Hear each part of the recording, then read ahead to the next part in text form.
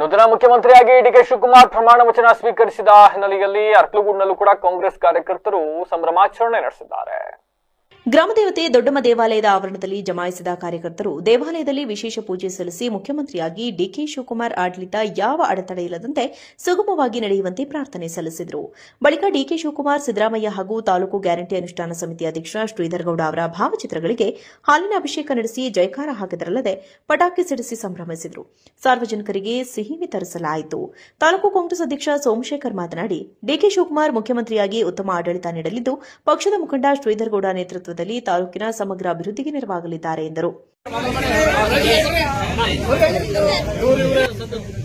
ಈ ಹಿಂದೆ 2023ರಲ್ಲಿ ಸನ್ಮಾನ್ಯ ಡಿಕೆ ಶಿವಕುಮಾರ್ ಅವರ ಅಧ್ಯಕ್ಷತೆಯಲ್ಲಿ ಸುಮಾರು 136 ಸೀಟ್ ಎಂಎಲ್ಎಗಳನ್ನು ಗೆಲ್ಲಿಸಿ ಸನ್ಮಾನ್ಯ ಶ್ರೀ ಅಹಿಂದ ನಾಯಕರು, ಹಿಂದುಳಿದ ವರ್ಗದ ಹರಿಕಾರರಾದಂತಹ ಮಾನ್ಯ ಶ್ರೀ ಸಿದ್ದರಾಮಯ್ಯ ಸಾಹೇಬರು 3 ವರ್ಷಗಳ ನಿರಂತರವಾಗಿ ಮುಖ್ಯಮಂತ್ರಿಗಳಾಗಿ ನಡೆಸಿ ಕೊಟ್ಟಂತೆ ಮಾತನಾಡಿಸಿ ಪಂಚ ಗ್ಯಾರಂಟಿಗಳನ್ನ ಒಪ್ಪದೆ ಅದನ್ನು ಈಡೇರಿಸಿದ್ದಾರೆ. ಹಾಗೆ 3 ವರ್ಷಗಳ ನಂತರದಲ್ಲಿ ರಾಜ್ಯದ ಅಧ್ಯಕ್ಷರಾದಂತಹ ಡಿಕೆ ಶಿವಕುಮಾರ್ ಅವರು ಮುಖ್ಯಮಂತ್ರಿಗಳಾಗಿ ಇವತ್ತು ಅಧಿಕಾರವನ್ನ ಸ್ವೀಕಾರ ಮಾಡಿದ್ದಾರೆ. ಹಾಗಾಗಿ ಈ ಅಧಿಕಾರ ಅವರು ಕೂಡ ದಕ್ಷತೆಯಿಂದ, ನಿಷ್ಠೆಯಿಂದ ನಡೆಸ್ತಾರೆ ಅಂತಕ್ಕಂಥ ನಂಬಿಕೆ ನಮ್ಮೆಲ್ಲರಿಗೂ ಕೂಡ ಇದೆ.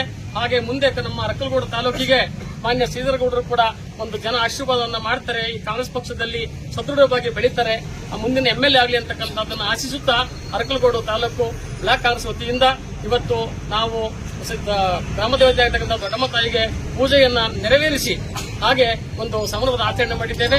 ಹಾಗೆ ನಮ್ಮ ತಾಲೂಕು ಒಬಿಸಿ ಘಟಕದ ಅಧ್ಯಕ್ಷ ಮಾದೇಶ್, ಅರಕಲಗೂಡು ನಗರ ಯೋಜನಾ ಪ್ರಾಧಿಕಾರದ ಅಧ್ಯಕ್ಷರಾದ ಗುರುಮೂರ್ತಿ, ಕಾನೂನು ಘಟಕದ ಬ್ಲಾಕ್ ಅಧ್ಯಕ್ಷ ಪ್ರಶಾಂತ್, ಕೆಡಿಪಿ ಸದಸ್ಯರಾದ ಸುರೇಶ್, ಯೂತ್ ಕಾಂಗ್ರೆಸ್ ಅಧ್ಯಕ್ಷ ನೈನಾ ಇತರರು ಭಾಗವಹಿಸಿದರು.